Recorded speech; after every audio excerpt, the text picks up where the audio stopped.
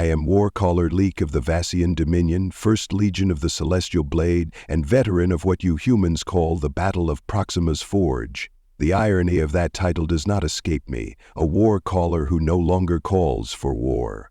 But understanding requires context, and my story begins in blood, as all proper Vassian stories once did. In our language, the Talinvasi, we have 43 words for different types of combat. We have precise terminology for every position in battle, every strategy, every kind of victory and defeat. My ancestors built a civilization that turned warfare into an art form so intricate that our language evolved to describe its nuances. Yet we have no word for night.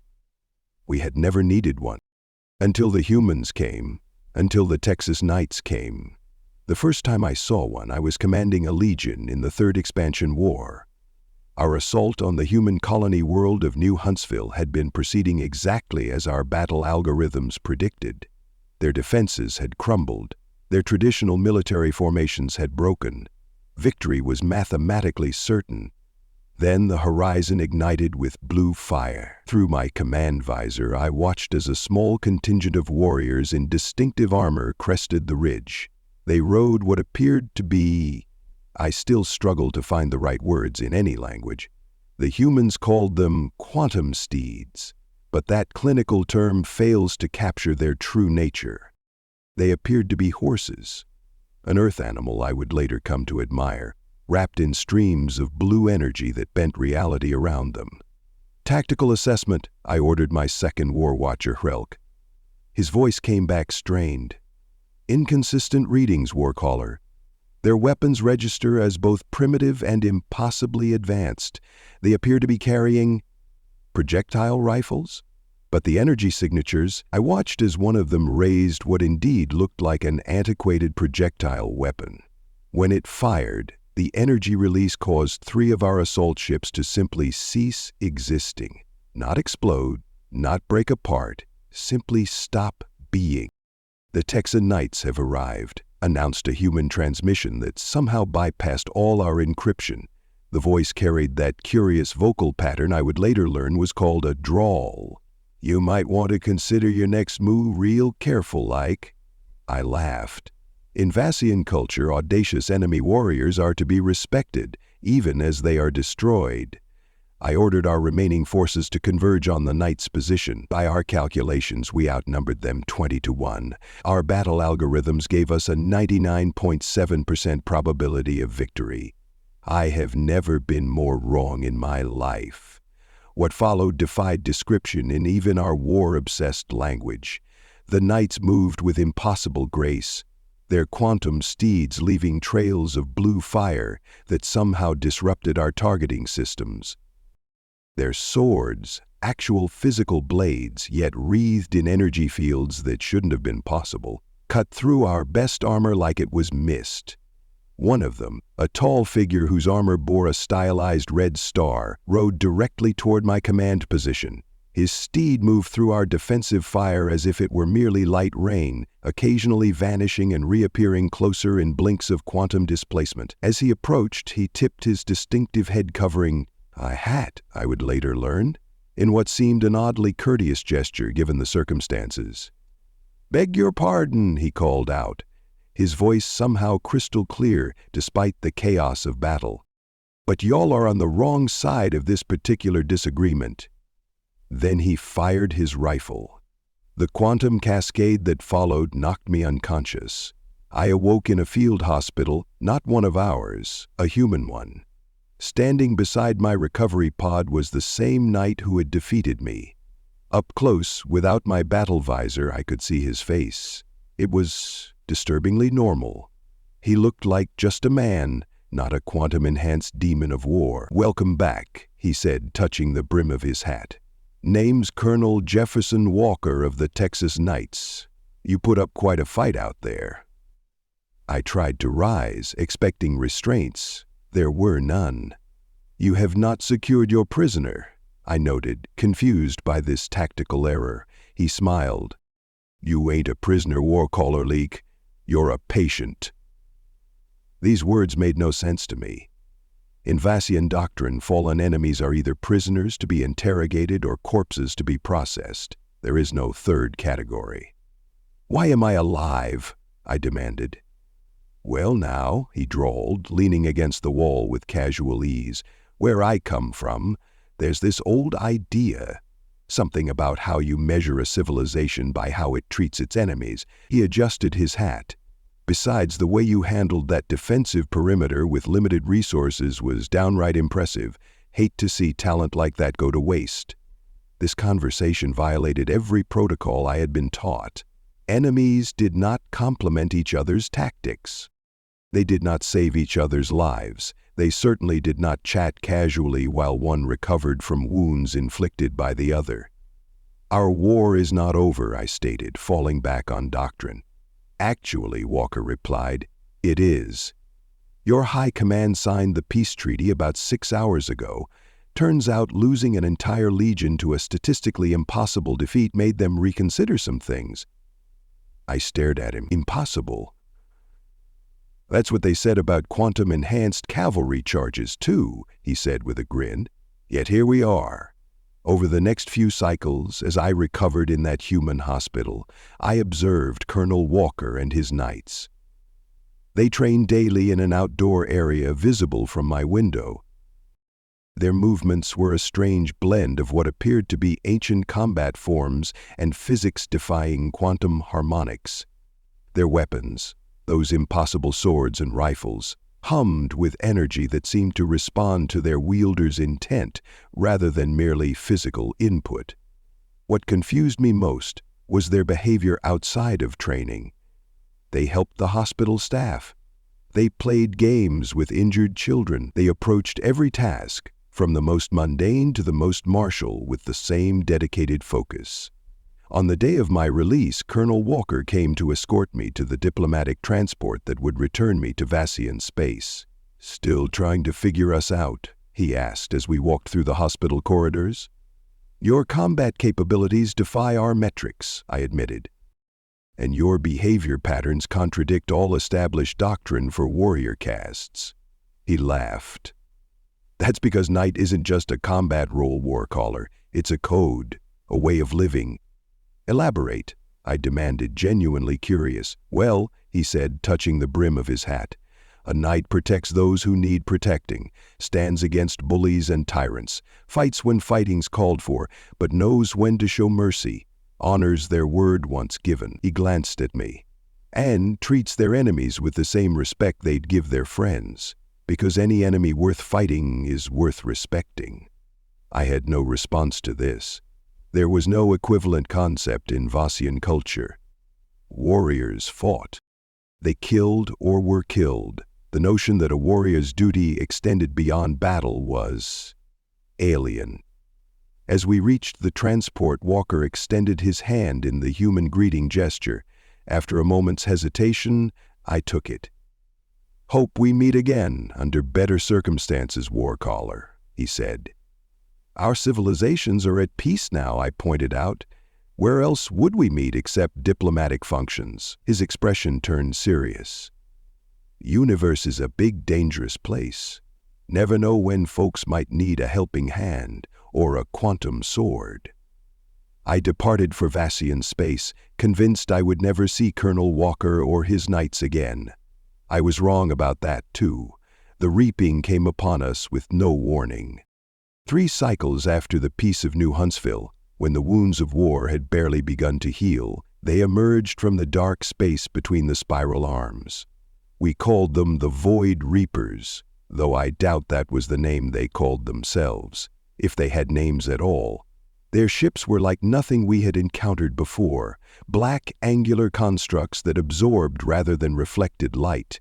Their weapons didn't damage so much as unmake. Whole Vassian worlds went silent within days. Our battle algorithms failed us entirely. The Reapers operated on principles our science couldn't comprehend, let alone counter. Our leaders, those who survived the initial assaults, estimated our civilization had perhaps 2 standard months before complete extinction. I was commanding the defense of Vass Prime, our homeworld, when the alert came. The Reaper fleet, having destroyed our outer colonies, had arrived. Our remaining ships moved to intercept, knowing it was futile. I prepared to die as a Vassian should, in battle, following the doctrine that had defined our people for 10,000 years. Then, blew fire on the tactical displays.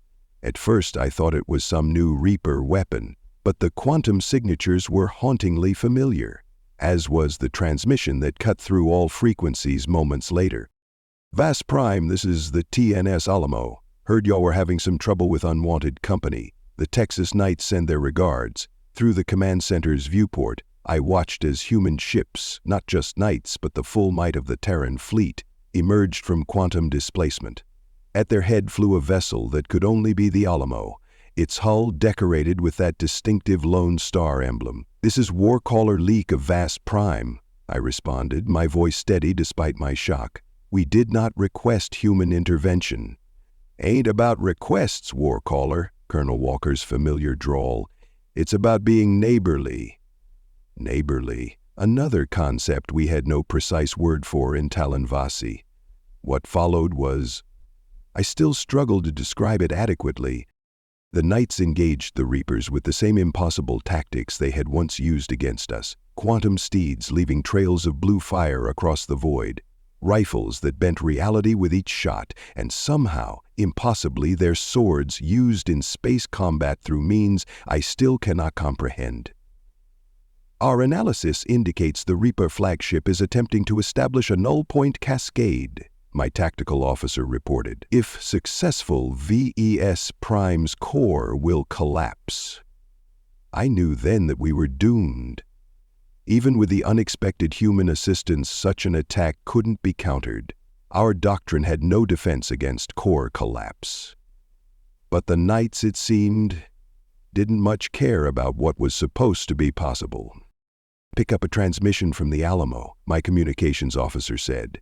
"Audio only. Hold tight, Vas Prime. Time for the San Jacinto special."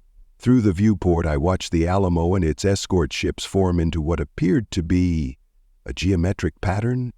No, something else. It resembled the formations the Knights had used in their training exercises, but scaled up to cosmic proportions. The blue fire of their quantum drives began to sink, creating overlapping patterns that made my eyes hurt to look at directly. As the Reaper flagship moved to complete its null-point cascade, the human ships executed their San Jacinto special. Reality bent. There is no other way to describe it. The laws of physics seemed to momentarily yield to something else, something with a distinct Texan accent. When space-time normalized, the Reaper flagship was gone, not destroyed, simply removed from our reality. The remaining Reaper vessels, suddenly without their central command node, fell into disarray. "Vas Prime," came Walker's voice again. "We've opened a gap in their formation. Your ships can target the smaller vessels while they're recalibrating." For a moment I hesitated. Doctrine dictated that Vassians fought their own battles, succeeded or failed on their own merits. Accepting help was not forbidden exactly, but deeply discordant with our cultural values. But extinction was more discordant still.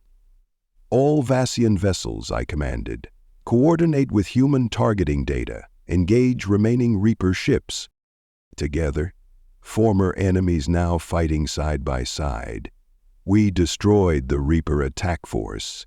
The few enemy ships that escaped would later be hunted down by joint human-Vassian task forces. But in that moment, as the immediate threat receded, I found myself staring at the tactical display in disbelief. The humans had come, not for conquest, not for advantage, simply because, as Walker had put it, it was neighborly. When his shuttle docked with our command station hours later, I was waiting in the reception bay. He looked exactly as I remembered. The same armor, the same hat, the same casually confident stride. "Warcaller," he greeted me, touching the brim of his hat. "Fine fighting your folks did out there." "You saved our world," I stated bluntly. "Why?" He seemed genuinely confused by the question. "Why wouldn't we? Y'all were in trouble. We were your enemies." Were, he emphasized, past tense, peace treaty signed and everything, remember? Besides, he added with a slight smile, knights don't hold grudges. Bad for the digestion. I studied him carefully. This concept, knight, it means more to your people than merely a warrior classification. It's not what we do, he agreed, it's who we are. In the cycles that followed, as our civilizations formally allied against the Reaper threat, I spent considerable time with Colonel Walker and his knights. They established a training facility on Vas Prime, offering to teach our warriors their quantum-enhanced techniques. Many of my people were hesitant at first. Doctrine held that Vassian combat methods were superior to all others. Then again, Doctrine had never encountered Texas. I observed their training sessions with growing fascination. The knights didn't just teach combat techniques, they taught philosophy, ethics, a code that viewed warfare not as an end unto itself, but as a regrettable necessity that should be conducted with honor and concluded with mercy. The sword ain't just a weapon, Walker explained to a group of skeptical Vassian warriors. It's a responsibility. Every time you draw it, you're making a statement about what matters enough to fight for, and more importantly, what matters enough to show restraint for. Restraint. Another concept our war-focused language struggled to express with precision. During one demonstration, a young Vassian warrior challenged Walker directly. Your methods defy our battle algorithms, she declared. They cannot be consistently replicated or quantified. Walker just smiled. That's because they ain't just methods, ma'am. They're principles, and principles don't need algorithms. They need heart. Heart. We had a word for the organ, of course, but not for the metaphorical meaning humans attached to it. Gradually, something remarkable happened. Vassian warriors began to adopt not just the knights' fighting techniques, but elements of their philosophy as well. Our language began to evolve, developing new terms and concepts to describe this emerging cultural synthesis. One day, during a joint training exercise, I asked Walker about the origins of the knights. Your technology is impossibly advanced, yet you model yourselves after ancient warriors. Why? He leaned against a quantum forge, the device they used to create their remarkable weapons, and considered the question. Humans have always needed reminders of our better nature, he finally said. Back on old Earth, knights weren't just fighters. They were supposed to be examples, protectors, folks who used their strength to defend those without it. He adjusted his hat. When we reach for the stars, we brought that idea with us. Wrapped it in quantum harmonics and Texas tradition, sure, but the core of it remains the same. And what is that core? I asked. That having power means having responsibility, he replied. That fighting skill without moral compass is just organized violence. That honor and courage matter more than victory. He smiled slightly. Ideas that I reckon might resonate with your people too, if given the chance. I considered his words carefully. For 10,000 years, Vassian culture had elevated warfare to our highest cultural achievement. We fought because fighting was what we did, what we were. The notion that combat should serve a purpose beyond itself, that it should be guided by principles rather than merely doctrine, it was revolutionary. And yet, as I looked around at the training ground where humans and Vassians now practice side by side, I saw the beginnings of that revolution already taking hold. One full cycle after the Battle of Vas Prime, I stood beside Colonel Walker on a reviewing platform. Before us marched the first graduating class of what we now call the Vas Texas Joint Defense Force. Warriors of both species, each carrying weapons that blended our traditions, quantum-enhanced blades with distinctly Vassian geometries, rifles that combined Texas design with Vassian targeting systems. They look good, Walker observed, touching the brim of his hat. Real good. They fight well, I agreed. But more importantly, they understand why they fight. He glanced at me with a knowing smile. Coming from you, war caller. That's quite a statement. I had kept my title, though its meaning had evolved in my mind. Once it had simply designated my authority to initiate combat. Now I understood it as something more, a responsibility, to call for war only when war was truly necessary. As the ceremony concluded, a messenger approached with urgent news. A distant Vassian colony was under attack, not by reapers this time, but by opportunistic raiders taking advantage of our weakened defenses. The colony's small population consisted mainly of non-warriors, scientists, artisans, and their families. Before I could issue orders, the newly graduated warriors stepped forward as one. A young Vassian, her armor bearing both her clan markings and a small Lone Star emblem, spoke for the group. Warcaller, with respect, we request permission to defend the colony. In the past, such a small outpost would have been considered strategically expendable. Doctrine would have dictated consolidating our forces to protect more valuable targets, but doctrine, like language, had evolved. Permission granted, I said. Then, surprising myself, I added, I will accompany you. As we prepared to depart, Walker joined me in the hangar bay. He was not in his combat armor, and I realized he did not intend to come with us. This is your fight, he explained, seeing my questioning look. Your warriors, your people. Time for y'all to write your own chapter in this story.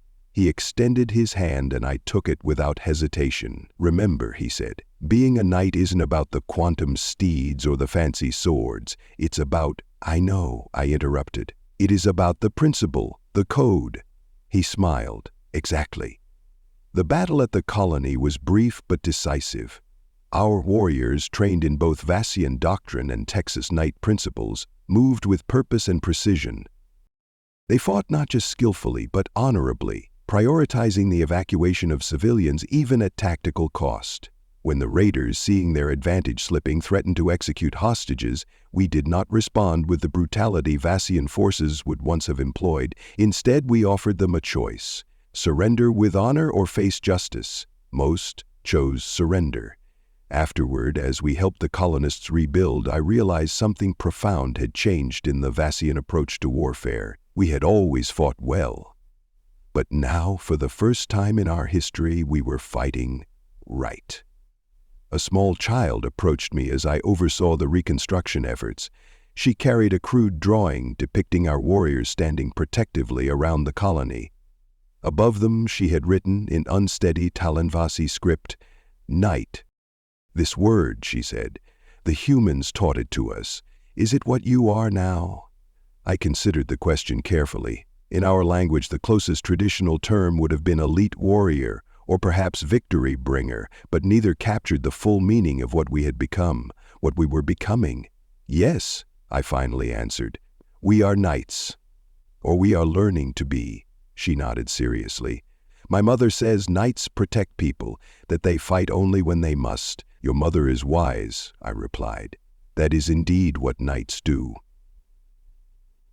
As I returned to Vas Prime to report our success, I found myself reflecting on how thoroughly our encounter with the Texas Knights had transformed our civilization. Our doctrine now incorporated concepts like proportional response and civilian protection. Our training emphasized honor alongside skill. Our language had begun developing terms for concepts we had never needed before: mercy, chivalry, restraint. Colonel Walker was waiting when I landed. "Heard your mission went well," he said, falling into step beside me as we walked from the landing bay. "The colony is secure. The raiders have been dealt with. No civilian casualty." I hesitated, then added, "We took prisoners rather than executing the raiders, as doctrine would once have demanded. Showing mercy to a defeated enemy takes a special kind of strength," Walker observed. "When your people seem to have in spades, once given the chance to express it." We stopped at a viewport overlooking the capital city. In the central plaza, a monument was being constructed, a joint effort by human and Vassian artists. It depicted warriors of both species standing back to back, weapons raised not in aggression but in protection. "Your concept of knight," I said slowly, "has no direct translation in Talanvasi. This has troubled our linguists considerably." Walker chuckled.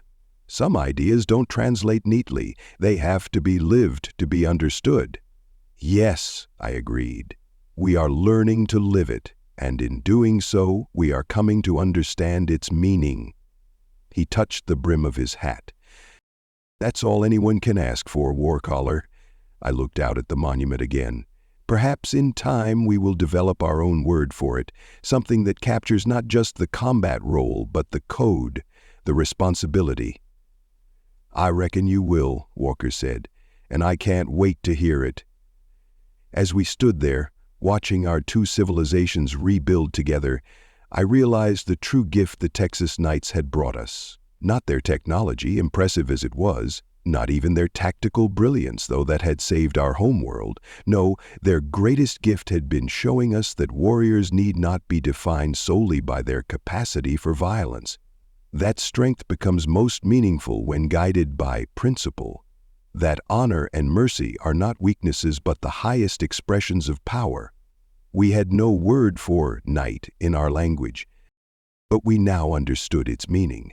And that understanding was changing us, one quantum heartbeat at a time. I am Warcaller Leek of the Vassian Dominion, 1st Legion of the Celestial Blade. Once I called for war because war was what we did. Now I call for justice, for protection, for honor, and for war only when all else fails.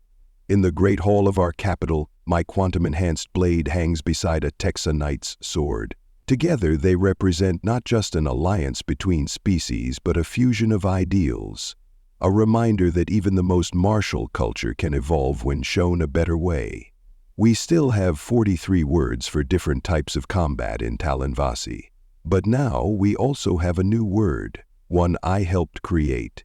It does not translate perfectly to knight, no true translation could. Rather, it encompasses the concept as we have come to understand it. Vastekel, the honorable warrior who fights not for glory but for right. Colonel Walker says, it has a nice ring to it. I'm inclined to agree. And should the Reapers return, or some new threat emerge from the darkness between stars, they will find us waiting, humans and Vassians standing together, not just as allies, but as something more. As knights, by any name. Thank you so much for listening to this story. I hope you enjoyed it. Be sure to leave it a like, and to subscribe if you'd like to see more. Feel free to comment and share it as well. With all that said, go on and check out the video in the top left. I think you might like it.